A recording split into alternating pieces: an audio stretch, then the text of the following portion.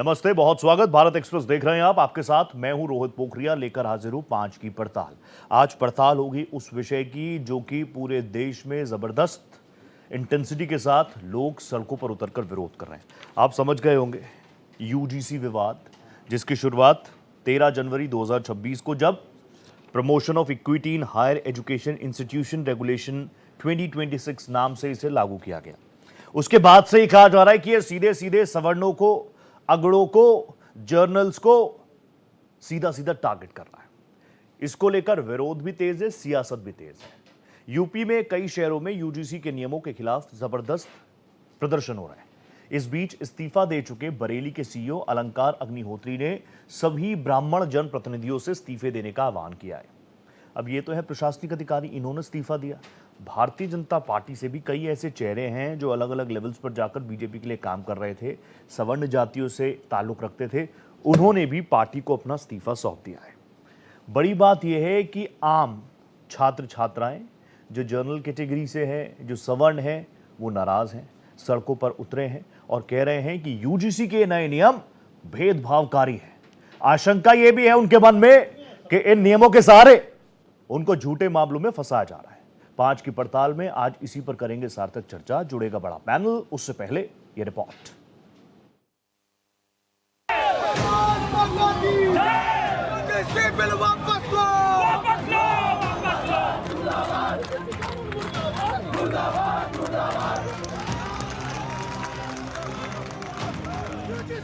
UGC के नए नियमों के विरोध में सवर्ण छात्र छात्राएं खुलकर सड़क पर आ चुके हैं।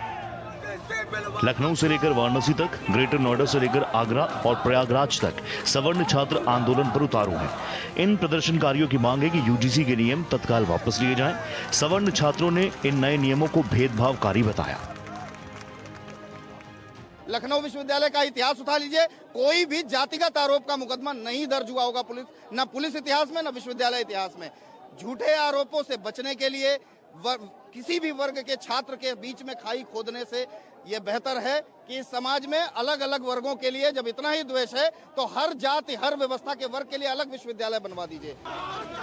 पूरे आंदोलन में अलंकार अग्निहोत्री के बरेली के मजिस्ट्रेट पद से इस्तीफे के बाद आंदोलन और ज्यादा उग्र हो गया। अलंकार अग्निहोत्री बरेली के डीएम पर भी सवाल उठा रहे हैं। मैं यहाँ पे जिलाधिकारी महोदय से प्रश्न पूछने आया हूँ। कल रात को किस व्यक्ति का कॉल आया था जिलाधिकारी महोदय के फोन पे, जिसमें पूरे बोल रहा था पंडित पागल हो गया है। कौन सी विचारधारा का ब्राह्मण विचारधारा है? पंडित जो आपसे पंडित के नाम से जो गाली दे रहा है, ऐसी कौन सा विचारधारा व्यक्ति जिसने कॉल किया था पंडित पागल हो गया है? मैं भारत की माननीय राष्ट्रपति महोदया, भारत के प्रधानमंत्री जी और भारत के जो गृह मंत्री अमित शाह जी हैं, उन सबसे निवेदन करूंगा जल्दी से जल्दी यहाँ पे संवैधानिक तंत्र, सामान्य वर्ग पूरा खिलाफ हो चुका है। करंट जो सरकार है खिलाफ हो चुका है। आप तुरंत से तुरंत गवर्नर मैम के माध्यम से एक रिपोर्ट लेके यहाँ पे जो संवैधानिक तंत्र को जो है वापस जो बहाल करें, यहाँ राष्ट्रपति शासन तुरंत लगाएं। अलंकार अग्निहोत्री ने यूजीसी के नए नियमों के खिलाफ सभी ब्राह्मण जनप्रतिनिधियों से आंदोलन में शामिल होने की अपील करके मामले को और गरमा दिया। पूरे मामले पर केंद्रीय शिक्षा मंत्री धर्मेंद्र प्रधान ने यह कहकर छात्रों को शांत करने की कोशिश की है कि यूजीसी के नए नियमों के लागू होने पर भी किसी के साथ अत्याचार नहीं होने दिया जाएगा। किसी को उत्पीड़न होने नहीं दिया जाए, कोई भेदभाव नहीं होगा, कोई डिस्क्रिमिनेशन के नाम पे किसी को भी मिसयूज करने का अधिकार नहीं रहेगा। इसमें यूजीसी हो, भारत सरकार हो या राज्य सरकार हो, इसकी दायित्व रहेगी। मैं आश्वस्त करता हूँ उसको जो व्यवस्था हुई है, भारत की कुछ भी व्यवस्था हो, संविधान की परिधि के अंदर होगा। और ये जो विषय आई है, ये तो सुप्रीम कोर्ट की निगरानी में व्यवस्था है। इसमें आश्वस्त मैं फील करना चाहता हूँ, कोई भी किसी के ऊपर भी अत्याचार या किसी को भी भेदभाव नहीं किया जाएगा। यूपी सरकार ने अलंकार अग्निहोत्री का इस्तीफा तो स्वीकार नहीं किया, लेकिन उन्हें मनाने की कोशिश नाकाम होने के बाद उन्हें सस्पेंड जरूर कर दिया और उनके खिलाफ विभागीय जांच शुरू करवा दी गई। Bureau report, Bharat express.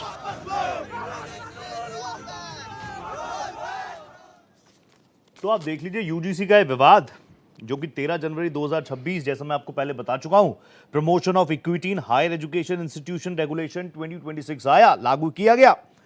उसमें यह था कि भैया उच्च शिक्षा संस्थानों में जो जातिगत भेदभाव होता है उसको रोकना, सबको समान अवसर सुनिश्चित करना।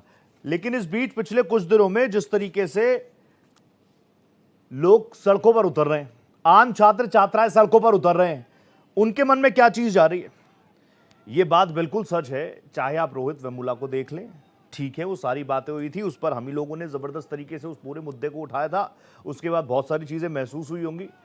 लेकिन इस पूरे कानून के बाद आम जनों के मन में बात आ रही है कि आपने ये बता दिया, क्या आप इस कानून से ये डिफाइन करना चाहते हैं कि शोषित कौन है, और क्या आप इसी कानून से ये भी डिसाइड करना चाहते हैं कि शोषक कौन है, कौन शोषण कर रहा है?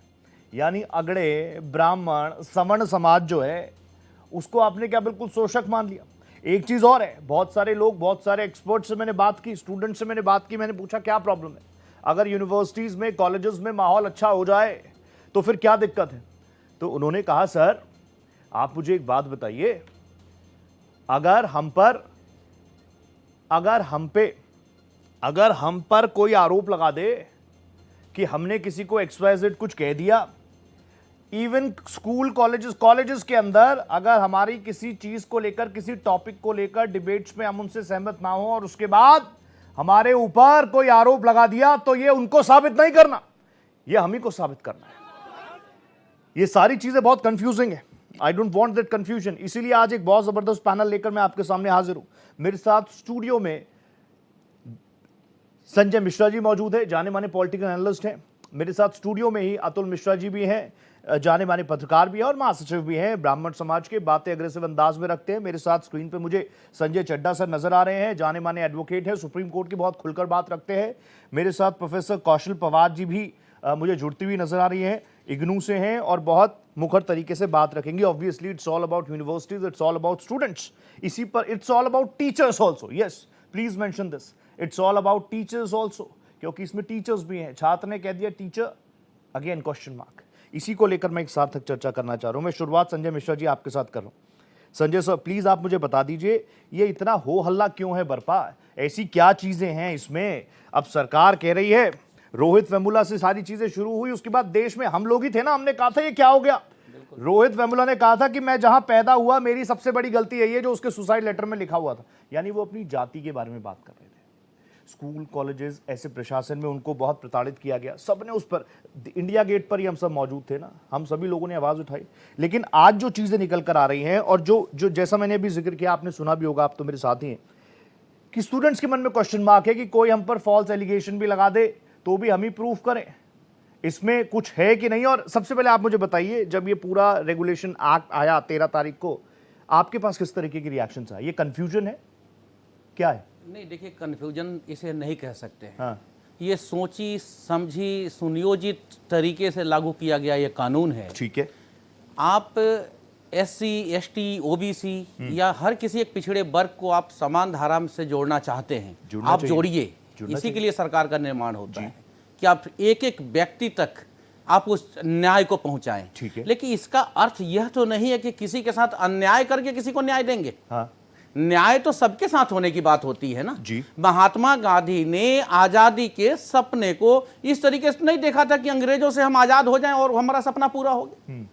उन्होंने तो एक समता मूलक समाज का सपना जरूर देखा था, लेकिन आपका ये कौन सा सपना है कि आप ये कहते हैं और क्लियर कट आपने स्वर्ण जातियों को आपने एक तरह से इनके ऊपर अत्याचार के लिए का आरोप लगा दिया कि सिर्फ यही आरोपी हैं और ये अत्याचार कर रहे हैं। नहीं तो संजय जी, ये किस पर आरोप लगा दिया? कौन किसको कह रहे हैं? खुलकर बोलिए। नहीं, आपसे 2 सवाल पूछता हूं। पूछिए। आप ये कहते हैं कि उनके ऊपर जो अत्याचार हो रहा है, तो कौन कर रहा है अत्याचार? बताइए जरा, ये कानून किसकी तरफ इशारा कर रहे हैं? किसकी तरफ इशारा कर रहे हैं?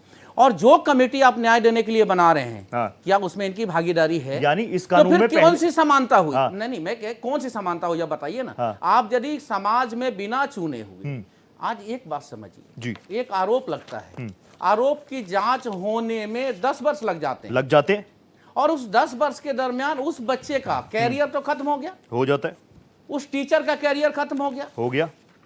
उसका क्या, जिसने आरोप लगाकर, झूठी आरोप लगा करके बाहर चला गया, उसके लिए आपने कौन सा नियम बनाए इसमें? इसलिए ये सवाल लाजमी है कि ये सरकार सोची समझी साजिश और वोट को लेकर 85% वोट को साधने के लिए नरेंद्र मोदी की सरकार जो 140 करोड़ की बात करते हैं, जब आप कहते हैं नहीं, कि सबसे सिर्फ 3 जातियां हैं, ठीक है, तो फिर ये जातियां कहां से आ गई? नहीं तो मैं आपसे पूछना चाहता हूं मिश्रा जी, सरकार की तरफ से अभी तो इस पैनल में कोई जुड़ा नहीं, बीजेपी से कोई जुड़ा नहीं, कोई बात नहीं, उनकी मजबूरी समझी जा सकती है, लेकिन मैं आपसे जानना चाह रहा हूं, ये सारी चीजें गई कोर्ट में, कोर्ट ने भी बोला, रोहित वेमुला के बाद जो बड़ा माहौल बना, हम लोग भी उसमें शामिल थे, हम लोगों ने भी कहा कि देश में ऐसा माहौल तो नहीं चल सकता भाई, नहीं चल सकता। अब तो हम 21वीं सदी में चांद पर पहुंच गए हैं, अलग अलग जगहों पर पहुंच गए हैं, यहां पर हम जाति धर्म की बात करें, लेकिन ये सारा मामला कोर्ट में गया, कोर्ट ने कहा आप रेगुलेशंस बनाइए। कोर्ट ने यह भी कहा कि यूजीसी के जो पहले के जो एक्ट थे, 2012 वाला जो एक्ट था, वो बिल्कुल भी प्रभावी नहीं है, आप नए बनाइए। एक समिति का गठन होता है, समिति बताती है कि देखिए ये माहौल है ग्राउंड पर, आप इसके हिसाब से बनाइए। सरकार कह रही है सुप्रीम कोर्ट ने आदेश दिया, उन्हीं की गाइडलाइंस पर हमने बनाया। नहीं, देखिए 2 चीजें आप देखेंगे, इसके पहले जितने भी कानून बने जी, दहेज उत्पीड़न पे सरकार ने कानून बनाया, सरकार कोई भी, हाँ, आप कानून बनाइए, सख्त से सख्त कानून बनाइए, ठीक है, लेकिन उसका जो दुरुपयोग हो रहा है उसे आप कैसे रोकिएगा? जिस तरीके से गलत तरीके से आरोप लगा करके लोग भाग जाते हैं और किसी का परिवार खत्म हो जाता है, सही कह रहे हैं आप, किसी का सपना खत्म हो जाता है, उसके लिए क्या कानून है? यही तो लोग पूछ रहे हैं कि भाई ठीक है, आरोप लगा, यदि आपको ऐसा लगता है कि संजय मिश्रा ने किसी भी व्यक्ति के ऊपर, हाँ, उसमें फिर एसटी, एससी और ओबीसी क्यों आए? किसी के ऊपर भी, हाँ, यदि इस तरह का यदि कांड होता है और कोई भी करता है, यदि ओबीसी का कोई व्यक्ति, एससी का कोई व्यक्ति, एसटी का कोई व्यक्ति यदि मेरे ऊपर, यदि स्वर्ण के बच्चों के ऊपर, टीचर के ऊपर इस तरह का शब्दों का प्रयोग करता है, क्या उसके लिए कानून लागू है? नहीं है, नहीं है ना। अरे कोई तो क्यों स्पेसिफिकेशन भी नहीं है। कौन सी समानता है? यही तो मैं अगर जानना ये चाहता हूं फॉल्स नरेंद्र मोदी से। आपने दादा बात की ना मिश्रा जी, आपसे तो मैं ऑफ द रिकॉर्ड्स भी बात करता हूँ, बहुत सारी चीजें आप बताते हैं, मैं पढ़ता हूँ, लिखता हूँ, ठीक है। अंकुर शर्मा का नाम भूल गए क्या हम? नहीं भूले ना। अशोक राणा का नाम भूल गए हम क्या? सागर चौधरी का नाम भूल गए क्या? विजय कुमार अग्रवाल का नाम भूल गए क्या? ये वही लोग हैं, इसका इससे कोई लेना देना नहीं है, लेकिन हम कह रहे हैं ना false accusation. SC XT act में इन लोगों ने कई महीने कई साल जेल के अंदर बिताए, बाद में मामला जब कोर्ट में प्रोसीडिंग्स में चला, बाद में आया फॉल्स एलिगेशन थे। जिसने फॉल्स एलिगेशन लगाया उसके खिलाफ क्या हुआ? जीरो, कुछ नहीं हुआ। इसीलिए यहां से सवाल उठता है। आपका ओपनिंग बहुत शानदार आ गया। मैं जल्दी से प्रोफेसर कौशल पवार आपके पास आ गया। प्रोफेसर पवार, मैं आपसे जानना चाहूंगा, क्योंकि बार बार जो शुरुआत हुई ना, रोहित वेमुला दिन और बहुत सारे नाम आए, उसके बाद से हम सब ने कहा नहीं माहौल बढ़िया होना चाहिए। लेकिन अब जो ये एक्ट आया, इसमें स्टूडेंट्स भी सड़कों पर हैं, खासतौर पर जनरल कैटेगरी के, सवर्ण समाज के, टीचर्स, कई शिक्षक भी हैं जिन्होंने मुझसे ऑफ द कैमरा बात की। उन्होंने कहा नहीं, ये चीजें ठीक नहीं लग रही हमें। मैं आपसे जानना चाहूंगा क्या चीजें हैं, how do you see this? वाकई इससे इक्वालिटी आएगी, माहौल बेहतर होगा कि खराब होगा? देखिए, सबसे पहले तो मैं भारत सरकार और सुप्रीम कोर्ट को बहुत हृदय से धन्यवाद देती हूँ कि उन्होंने जो कानून लेकर आए हैं वो समानता पर आधारित है, ताकि कैंपस में जो जिस तरीके के अत्याचार बढ़ते हैं या हो रहे हैं या होंगे, उन पर एक तरह का अंकुश लगे। दूसरी बात मैं ये कहूंगी, मेरे सामने ना भारत का राजपत्र जो नोटिफिकेशन आया, मुझे लगता है इसको ध्यान से पढ़ने की जरूरत है। ठीक है। मेरे साथी जो अभी बोल रहे थे, संजय मिश्रा जी, स्टूडेंट जी, बिल्कुल संजय मिश्रा जी जो बोल रहे थे, इसमें आप पढ़िएगा, निकाल लीजिएगा, ज्यादा अच्छा रहेगा, क्योंकि हम तो पढ़ने पढ़ाने वाले लोग हैं। बढ़िया। इसमें पेज नंबर 4 पे, सेक्शन 4 पे साफ साफ लिखा हुआ है समता समिति का गठन किस प्रकार से होगा। मैं आपको पढ़ के सुनाना चाह रही हूँ 2 सेकंड में। प्लीज बोलिए। इसमें कहा है कि संस्थान प्रमुख पदेन अध्यक्ष होगा, उच्च शिक्षा संस्थान के 3 प्रोफेसर वरिष्ठ संकाय सदस्य के रूप में होंगे, उच्च शिक्षा संस्थान का 1 कर्मचारी शिक्षक के अतिरिक्त सदस्य होगा, व्यवसाय का अनुभव रखने वाले नागरिक समाज के 2 प्रतिनिधि होंगे सदस्य के रूप में, 2 छात्र प्रतिनिधि होंगे जिनका नामांकन शैक्षणिक योग्यता, खेलों में उत्कृष्टता, सह पाठ्यक्रम गतिविधियों में प्रदर्शन के आधार पर होगा, और दूसरा समान अवसर केंद्र का समन्वयक यानी कि कोऑर्डिनेटर।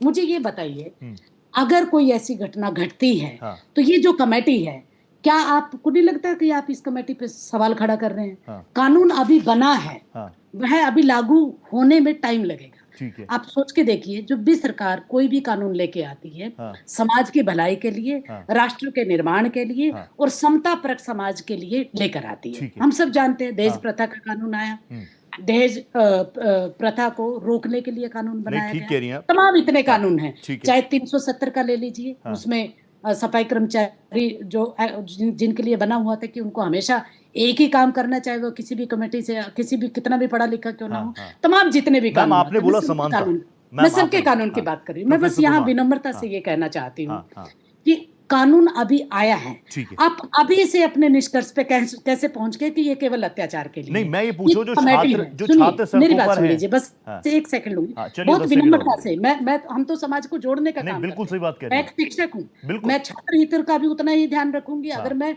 संस्था की प्रमुख हूँ तो मेरा दायित्व परफेक्ट मैम, परफेक्ट, बोलिए। छात्र के प्रति, चाहे किसी भी वर्ग का हो, हाँ। किसी भी समुदाय का हो, किसी भी लिंग का हो, हाँ। चाहे वो महिला हो या विकलांग हो, ठीक है। मेरा जो प्रथम जो दायित्व रहेगा, जो हाँ। मेरा धर्म रहेगा, ठीक है। धर्मात धर्म इत्याहु हम लोग कहते हैं, तो वह होने के नाते क्या आपको लगता है कि ये कानून अभी आया है जिसमें तमाम तरह के इसमें प्रावधान है, इसमें कहीं भी कोई एक ऐसी लाइन आपको नजर आ रही है कि ये बिना सोचे समझे जो जिसके खिलाफ जो इस तरीके की प्रैक्टिस करेगा उसको तुरंत कटघरे में खड़ा करेगा? हाँ। मुझे नहीं लगता, थोड़ा सा समय दिया जाना चाहिए। हाँ। आप समय तो दे के देखिए। आप हाँ। ये बताइए कि यहाँ तमाम, मैं इस बात से बिल्कुल इनकार नहीं कर रही जो आपने अपनी बातचीत में कहा था रोहित जी, कि कोई भी कानून आता है उसका दुरुपयोग होता है। हाँ। लेकिन इसका मतलब ये तो नहीं ना नहीं, कि नहीं, आप कानून बिल्कुल ठीक आए कह रही ही हैं। ना।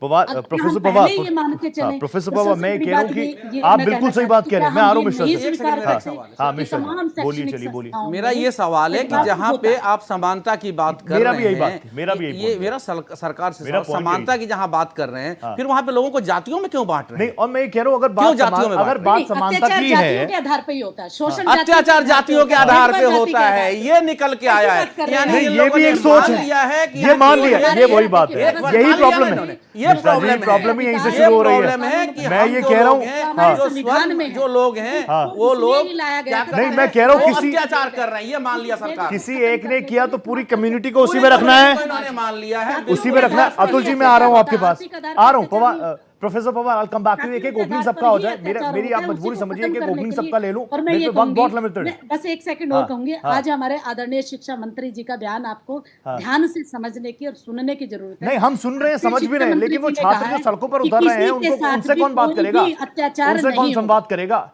मैं आपकी बात बिल्कुल मानूं Pawar, professor Pawar, I come back to you. लेकिन मैं एक बार अतुल जी, फिर देवकी जी भी मुझे नजर आ रहे हैं, चड्ढा साहब भी नजर आ रहे हैं। अतुल सर, मैं आपसे जानना चाहूंगा, अतुल जी क्या है? आपसे एक बात बताना चाहता बताइए, हूं बताइए। कि हम बात करते हैं कि पिछले कानून कैसे इंप्लीमेंट हुए। हाँ। हम बात करते हैं SC/ST एक्ट आया। SC/ST एक्ट में 2015 में 8,962 केसेस फॉल्स पाए गए, ठीक है, जिसका मिसयूज हुआ।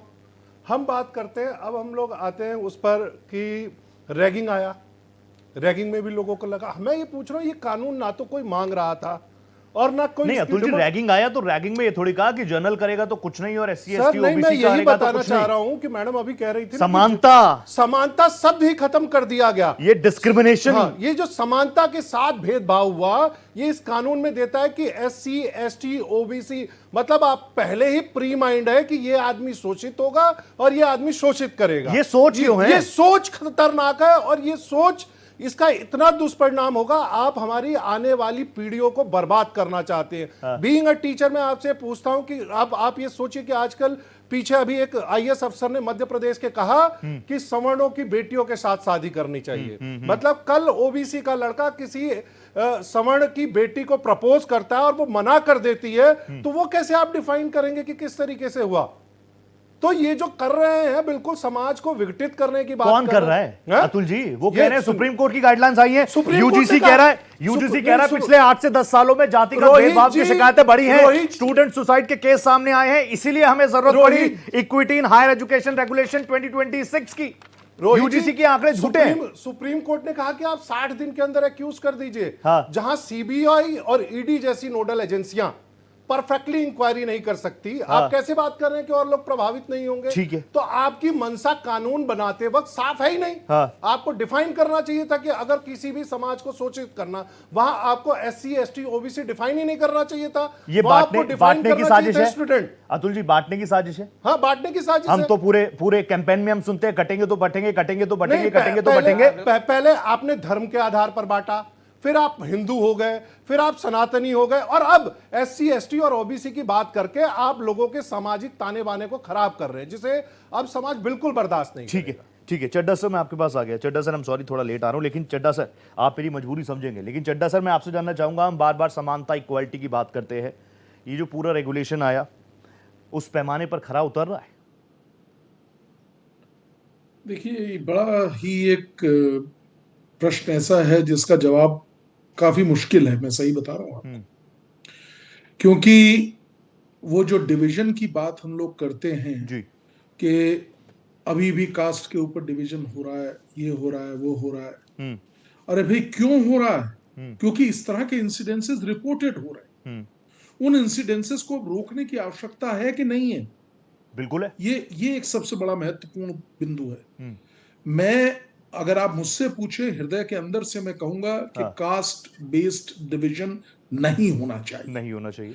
लेकिन अगर आप यथार्थ देखें, यदि आप देखते हैं कि एक्चुअल में क्या हो रहा है, कास्ट बेस्ड अभी भी डिस्क्रिमिनेशन मिलती है। अभी भी हम लोग उस तरह के केसेस, आप ही के नाम के रोहित वोमिला का आप नाम लेते हैं जी, आपने लिया, हुआ, उन्होंने दर्शाया सब लोगों के समक्ष, तभी तो ये बात बार बार आ रही है कि भाई ये आज बनाने की जरूरत है। 3 काउंट हैं रोहित जी, जिसके ऊपर इस पर्टिकुलर लॉ को एजिटेट किया जा रहा है कि ये गलत है। एक तो एक तरफा लॉ है, असंतुलित है, ये कहा जाता है। बिल्कुल कहा जा रहा है। दूसरी ये कि जो परिभाषा दी गई है वो अस्पष्ट है। और तीसरी महत्वपूर्ण बात यह है कि क्या होगा झूठी जो अगर शिकायतें होंगी। अभी मिश्रा जी बता रहे थे कि बहुत बड़ी संख्या में झूठी शिकायतें भी होती हैं। लेकिन बात बिल्कुल सही है, झूठी शिकायतें होती हैं। और मेरा ऐसा मानना है, जैसा प्रोफेसर पवार कह रही थी, कि अभी तो ये आया है, इसमें अभी आप जो अगर कोई चेंज या कुछ अच्छापन लाना है हमको, वो तो once it is applicable, applied, उसके बाद ही तो इसकी खामियों को, कमियों को चेक करेंगे हम लोग। ठीक है। और उन खामियों को जो है आने वाले समय में दूर भी किया जा सकता है। देखिए, लॉ की जननी क्या होती है? लॉ, मैं एक एग्जांपल हर बार देता हूं, कई प्लेटफॉर्म्स पे दिया, पुनः देने की एक सेकंड में दे देता हूं। बताइए। भाई, साइबर लॉज 1980 में तो था नहीं। साइबर लॉज तब बना, साइबर लॉज कब आए? 2000 में, जब हमारे पास साइबर से रिलेटेड केसेस आने लगे, तब इसकी आवश्यकता पड़ी तो बना दिया। यहीं पे बड़ा कष्ट हो रहा है, हृदय के अंदर से बोल रहा हूं, कष्ट हो रहा है कि इस तरह के केसेस समक्ष आ रहे हैं, तभी तो ये लॉ बनाने की आवश्यकता हुई। ठीक है। 2012 में बना, 2012 में ये इंप्रूवमेंट किया गया, ऐसा सरकार का पक्ष है। अब जो 3-4 खामियां, एक तरफा होना, गलत शिकायत का क्या होगा, इत्यादि इत्यादि जो हैं, उन पे एक जरूर हमें चेक करने की आवश्यकता है कि कैसे उस पर काम किया जाए। ठीक है, मैं वापस जाऊंगा। आपने बहुत ही सदी हुई बात कही है, मैं इस पर कुछ और काउंटर करूं उससे पहले एक रिएक्शन ले लूं। देवकी नंदन जी मेरे साथ है। देवकी सर, यूजीसी कह रहा है पिछले 8 से 10 सालों में जातिगत भेदभाव की शिकायतें बहुत ज्यादा बढ़ी है, स्टूडेंट सुसाइड के केस सामने आए हैं, इसलिए हमें इस रेगुलेशन की जरूरत पड़ी। और इसमें नया क्या है? इक्विटी कमेटी, 24/7 शिकायत व्यवस्था, monitoring squads, strict compliance, non compliance पर सजा। तो फिर इसमें विवाद क्या? लेकिन आपको लगता है कि इस घटना के भय जो रोहित जो लाया गया है, ये कानून बनाया गया है जी, इस कानून के बाद क्या जो जातीय एब्यूज है ये नहीं होगा? जरूर होगा। देखिए, हमारा जो समाज है, इस समाज में जातीय व्यवस्था आज से नहीं, बहुत पहले से है। ठीक है। और पहले बहुत सारे अत्याचार की भी घटनाएं सामने आ रही थी, लेकिन आप केवल 10 से 12% लोगों को छोड़ करके करीब 88% लोगों को आपने कवर कर लिया। इसमें देखिए कवर कौन कौन हो रहा है, और हर व्यक्ति कवर हो जा रहा है। विकलांग हो रहा है, ट्राइब हो रहा है, शेड्यूल कास्ट हो रहा है, महिला हो रही है, अल्पसंख्यक हो रहा है, सब हो रहे हैं। केवल बच कौन रहा है? जर्नल। महिला में कोई जाति नहीं बताई गई है, महिला केवल इस्तेमाल किया गया है। ठीक है। मतलब केवल 10 से 12% लोग बचे हुए हैं। ये वही 10 से 12% है जो 90% लोगों पर अत्याचार कर रहे हैं।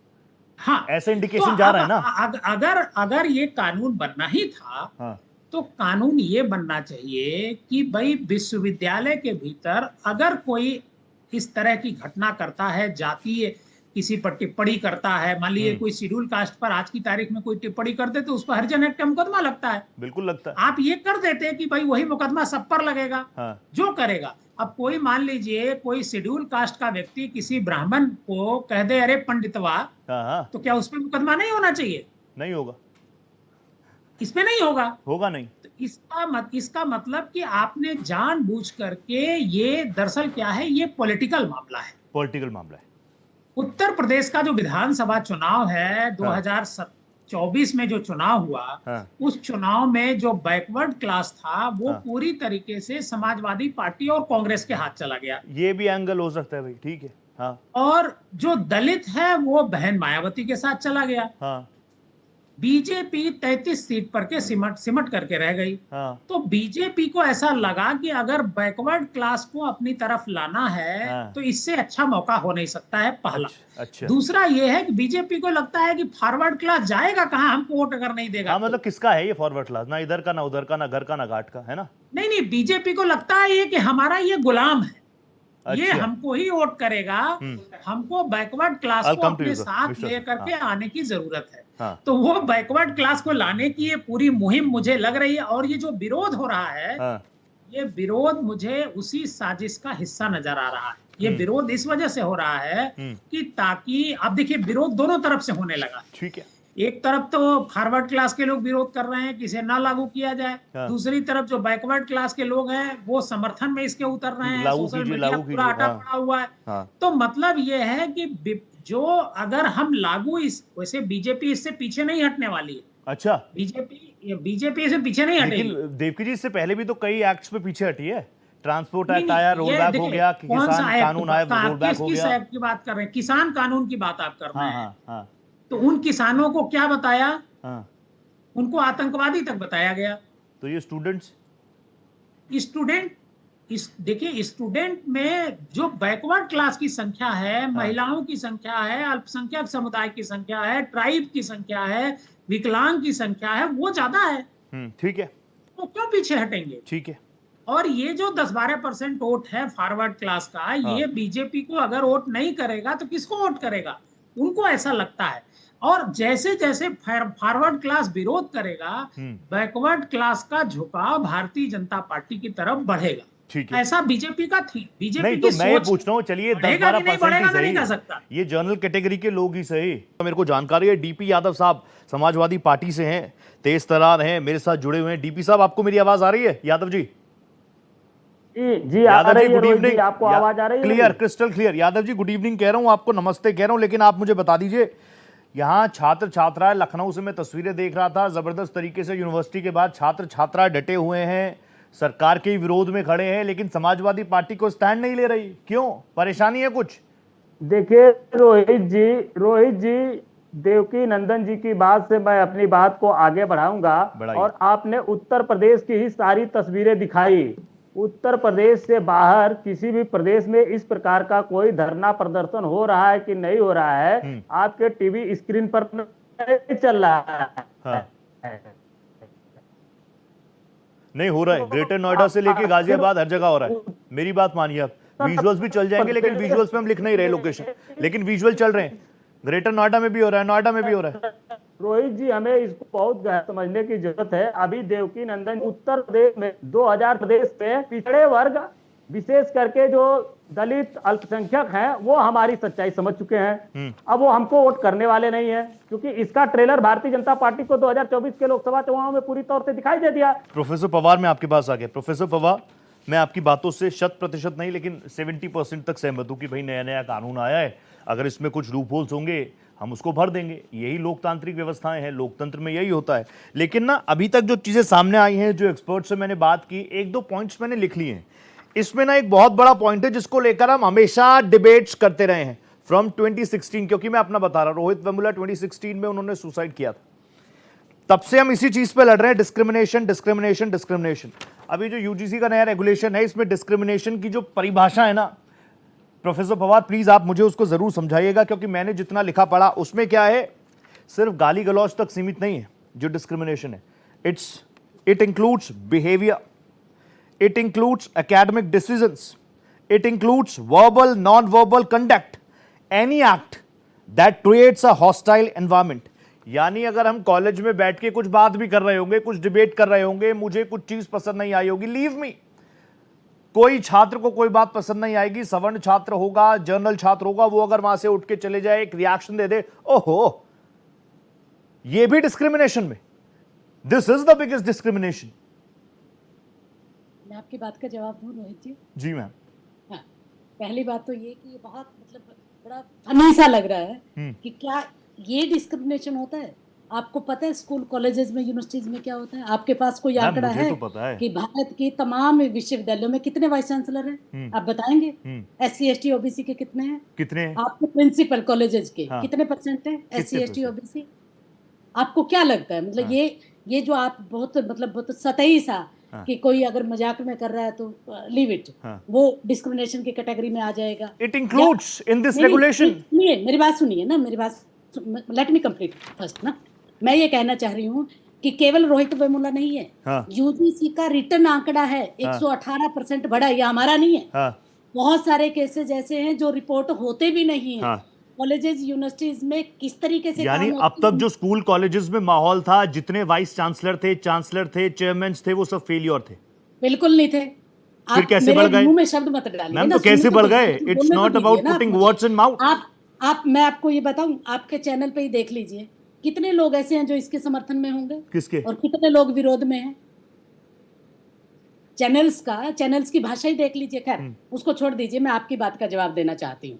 मैं आपकी बात के जवाब में ये कहूंगी कि जितनी भी हमारी शासकीय प्रक्रियाएं होती है, चाहे एकेडमिक काउंसिल हो, गवर्निंग बॉडीज हो, यूनिवर्सिटीज का बोर्ड हो, तमाम जितनी भी प्रक्रिया है उसमें सब में कितनी भागीदारी है SC ST OBC की, ये आंकड़ा पहले आप लेके आइए, नंबर 1। नंबर 2, जो आप कह रहे हो ना कि ये सारी चीजें इंक्लूड, मेरे सामने भी है गजटेड नोटिफिकेशन, ये मेरे पास भी। इसमें जो कमेटी का गठन है, क्या आपको क्या लगता है कि वो कमेटी इस तरीके से डिसीजन दे देगी कि तुरंत कटघरे में खड़ा हो जाएगा? भारत के इतिहास में, भारत की लोकतांत्रिक प्रक्रिया में आपको क्या लगता है कि ये जो स्टूडेंट्स या जितने टीचर्स या तमाम जो हमारे जो यूनिवर्सिटीज के कैंपस के अंदर जो रहने वाले लोग हैं, उनके साथ किसी भी तरह की कोई जो डिस्क्रिमिनेशन होता है वो ये वाली भाषा है कि ये जो प्रक्रिया आपने बताई कि आप आम बोलचाल की भाषा में कहेंगे या इस तरीके से तो बोलना ही बंद हो जाएगा? आपको क्या लगता है कि ये बड़ा मतलब फनी सा नहीं लग रहा है? नहीं, मुझे बिल्कुल फनी नहीं लग रहा। मेरे को ये लग रहा है कि इसमें मैम ये भी है कि सरप्राइज चेकअप होंगे, कैंपस की मॉनिटरिंग होगी, कैंपस की पोलिसिंग होगी। जहां जिस स्कूल कॉलेजेस में मैं अपने बच्चे को खेलने के लिए भेजूंगा, लागू नहीं हुआ अभी, जस्ट प्रोफेसर कमेटी पवार। बनी ही नहीं है किसी कॉलेज में। किसी भी कॉलेज की कमेटी में उठा के देख लीजिए आंकड़ा, दिल्ली यूनिवर्सिटी, JNU, जामिया, इग्नू, हमदर्द यूनिवर्सिटी, दिल्ली की ही मैं बात कर रही हूँ, सेंट्रल यूनिवर्सिटी की बात कर रही हूँ, उन यूनिवर्सिटीज के आंकड़े को उठा के देख लिए क्या हाल है। मैम, मुझे प्रॉब्लम इन चीजों से है ही नहीं। Professor Pawar, maybe you are getting me wrong. Professor Pawar, मैं ये कह रहा हूँ कि मैं दिल्ली में रहता हूँ, JNU जैसी यूनिवर्सिटी में जब ब्राह्मण विरोधी नारे लगते हैं तो क्या ब्राह्मणों के साथ डिस्क्रिमिनेशन नहीं होता? Is this so? तो आखिरी है और ना ही पहला। Professor Pawar, I am asking you, professor Pawar, with all due respect to you, professor Pawar देख लीजिए, तमाम कितने स्टूडेंट्स ऐसे हैं जो कटघरे में। ये जो कानून बना है उसे थोड़ा सा ठहर के सोचने की जरूरत है। ये क्या कहना चाह रहे हैं? आप जरा देश की जनता को समझा दीजिए। एक ऐसे समाज बहुत फनी लग रहा है, एकदम फनी लग रहा है इनको। प्रोफेसर पवार, प्रोफेसर पवार, मेरे को एक बस प्रॉब्लम है। प्रोफेसर पवार, मुझे बस एक प्रॉब्लम है और आप 6 लोग हैं मेरे साथ। प्रोफेसर पवार, आप 6 लोग हैं। अम्बेडकर के अनुयायी हैं। हम सब बाबा साहेब अम्बेडकर के लिए ऋणी हैं। हम सब बाबा साहेब अम्बेडकर के लिए ऋणी हैं, सब हैं। लेकिन मैं ये कह रहा हूं कि कानून आया है, इसकी एक लंबी सुनिए तो, प्लीज लिसन टू मी। के बाद प्रोफेसर पवार, जब JNU जैसी यूनिवर्सिटी से ब्राह्मण विरोधी, जब JNU जैसी यूनिवर्सिटी से ब्राह्मण विरोधी शब्द निकलते हैं, मतलब क्या ये कानून ये नहीं बोल रहा? मैं ये पूछ रहा हूँ, JNU जैसी यूनिवर्सिटी में ही जहां रूम में स्टूडेंट्स होते हैं ना, आप उनके आंकड़े को उठा के देख लीजिए किस तरीके से SC ST स्टूडेंट को, मतलब SC ST को प्रताड़ित किया जा रहा है। मैं एक्सपोज करूंगा, लेकिन क्या उनको सवर्ण नहीं प्रताड़ित कर रहे हैं? ये आप कहना चाह रही हैं? नहीं कर रही, उसका उतना ही विरोध करती हूँ। अगर नहीं तो मैं कह रहा हूँ, तो फिर उन सवर्णों के लिए इस कानून में जगह क्यों नहीं है? नारे लगते हैं तो उन स्टूडेंट्स के लिए इसमें मेरा इसमें जैसे अतुल जी प्लीज, अतुल जी बोलिए, बताइए। एसटी जब अतुल जी, रिजर्वेशन मैडम, आया था हम प्लीज, सबसे अतुल जी, सबसे पहले हम लोगों ने ही उसका मैडम समर्थन प्लीज किया था। मेरी बात एक मिनट के लिए हम सुनिए। तो समर्थन करते हैं। अरे मैडम हम मेरी ब्राह्मणों के साथ अगर कोई अत्याचार मैडम मेरी होता है, आप बोलिए, बोलिए, उसके please। साथ मैडम भी मेरी SC, बात ST, सुनिए। OBC इस देश में समुदाय दहेज एक्ट साथ में बनाया खड़ा गया है। रोहित जी, EWS का दहेज हमने एक्ट स्वागत बनाया किया था, गया समर्थन और किया था। जितना दुरुपयोग दहेज एक्ट का हुआ, जब जजेस जेल गए, ब्यूरोक्रेट्स जेल गए, नेता जेल गए, देखिए, तब अपवाद जाके हर एक जगह अमेंडमेंट पे आया। होता तो है। इस अपवाद एक्ट की का वजह कैसे से विरोध नहीं होगा? आप मृत्यु तो मैम ये अपवाद नहीं है, आपको क्या लग रहा है कि सारे सवर्ण जो है वो सिर्फ शोषक है, वो शोषण करने वाले हैं? ये अपवाद नहीं है, कानून के माध्यम से। दिस इज नॉट अपवाद मिश्रा जी। मैं ये कह रहा हूं, दिखाकर हर तरफ दहशत का मंजर, दिखाकर हर तरफ दहशत का मंजर, दिलों में डर उगाए जा रहे हैं। नई तारीख लिखी जा रही है, नए मंजर उगाए जा रहे हैं। हमारे पर कतर डाले यह कहकर सुनहरे पर उगाए जा रहे हैं। ये समाज के लोग, चाहे वो कोई भी समाज हो, ये देश की जनता नरेंद्र मोदी या कोई भी नेता को राजनीति करने का अधिकार नहीं देती। सही बात। आपको वहां बैठाया गया है, हमारे भविष्य को सुनिश्चित कीजिए, हमारे बच्चों के भविष्य को सुनिश्चित कीजिए। लेकिन मेरे मन में एक सवाल और भी तो आ रहा है। आप सही शिक्षा का व्यवस्था कीजिए। आप हमारे लिए रोजगार और व्यवसाय की व्यवस्था कीजिए। राजनीति का शिकार आप हमें करके आप अपने गद्दी पे बैठा रहना चाहते हैं। और जिस तरीके से आपके सामने हमारे एक पैनलिस्ट ने बात रखी मिश्रा जी, कि भाई अभी देखिए, प्रोफेसर पवार है, वो थोड़ी कोई राजनीतिक अरे विश्लेषक या पॉलिटिकल पार्टी, लेकिन आप समझिए ना, नियम वो तो उसी बनाया, सिस्टम के अंदर है, बनाएगी। उसी सिस्टम के अंदर वो सारे रेगुलेशन आ रही हैं। इफ शी इज सेटिस्फाइड, फिर आप और हम क्या? चड्ढा सर, कुछ लोग ये भी कह रहे हैं कि न्यायपालिका को भी निष्पक्ष रूप से देखना चाहिए कि नियम संविधान की मूल भावना के अनुरूप हैं या नहीं है। ऐसी कई सारी चीजें, कई सारे कमेंट्स आपके सामने भी आते होंगे चड्ढा सर। देखिए, न्यायपालिका के समक्ष जब ये बात उठेगी तो निश्चित तौर पे कोई पिटीशन आएगी, कोई व्यक्ति इसको लेके जब न्यायपालिका के समक्ष कोई भी कॉन्स्टिट्यूशनल, और मुझे लग रहा है कि इसको लेकर एक पिटीशन दाखिल हुई है सुप्रीम कोर्ट में।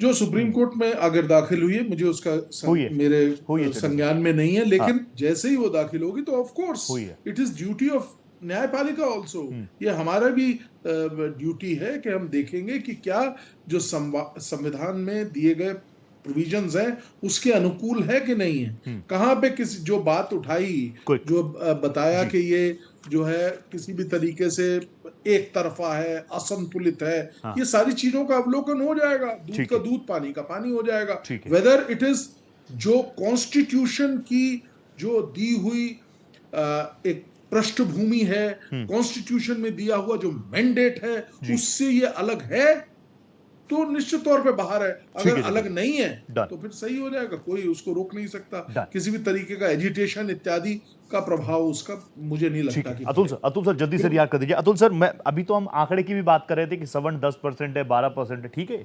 मैं रोहित जी आपको बताना चाह रहा हूं, ये भी एक साजिश है। ये भी साजिश है। ये भी एक साजिश है कि आपको इतना कमजोर बता दिया जाए कि आप अपना विरोध भी ना दर्ज करा सके। अगर ये बात करें तो मैं इनको बताता हूं और ये करेक्ट करेंगे कि 30% सवर्णों की जनसंख्या है, जिनको आज ये 12% कह रहे हैं, 14% कर रहे हैं। और आप ये मानकर समझिए, अगर मैं ये कहता हूं कि आज हमारा जमाना बड़ा प्रबुद्ध है, बहुत विवेकशील लोग हैं, तो क्या कानून बनाने से पहले पिछले जो कानून बनाए गए उनकी खामियों को देखते हुए उसको दूर क्यों नहीं किया? वो तो ये कह रहे हैं पिछले में इतनी खामियां थी इसलिए नया लाना पड़ा। Mishra sir please, Sanjay sir जल्दी से। नहीं, देखिए, हम तो कह रहे हैं कि अम्बेडकर के सपने को साकार करो।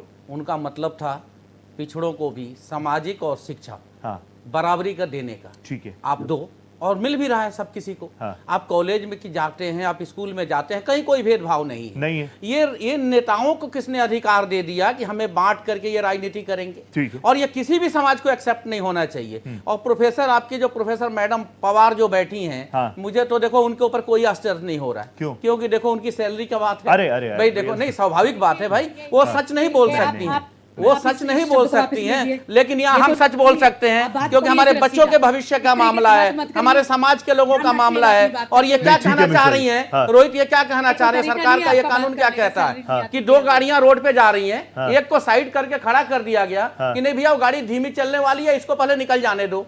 अरे भाई, हमारी गाड़ी यदि तेज चलने वाली है तो भाई उसमें हमें तुम क्यों रोक रहे हो भाई? ठीक है। आपको जितना संविधान कहता है, आपने आरक्षण दिया 10 वर्ष के लिए, संविधान ने 10 वर्ष से लेकर हम 70 वर्षों तक संविधान को एक्सेप्ट करते हैं, उस आरक्षण को हम देख रहे हैं। उसके बावजूद भी कब तक रोकिएगा? 100 वर्ष लगेंगे क्या? सरकार को अपनी नियत साफ करनी होगी, सरकार को नियत साफ करनी होगी और लोगों के काम पे काम करना होगा। सिर्फ राजनीति करके सत्ता के लिए नहीं चला सकते। देवकी जी कंक्लूड कर दीजिए, शो क्लोज करना है।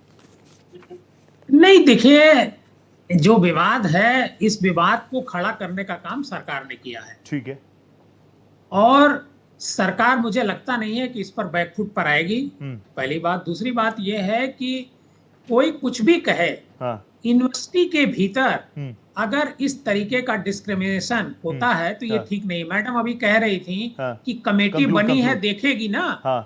मैडम पर जिस दिन आरोप लग जाएगा अब्यूज करने का, कमेटी तो बाद में देखेगी। ये डर का माहौल नहीं होना चाहिए। वेरी ट्रू, लेकिन मैडम सबसे पहले परेशान हो जाएंगी। You are very true. ये डर का माहौल नहीं होना चाहिए। मेरे बच्चे अगर स्कूल कॉलेजेस में जाएंगे तो वो खेलने के लिए जाएंगे, ऐसा नहीं कि उनके ऊपर कोई सर्विलांस या पुलिसिंग होगी।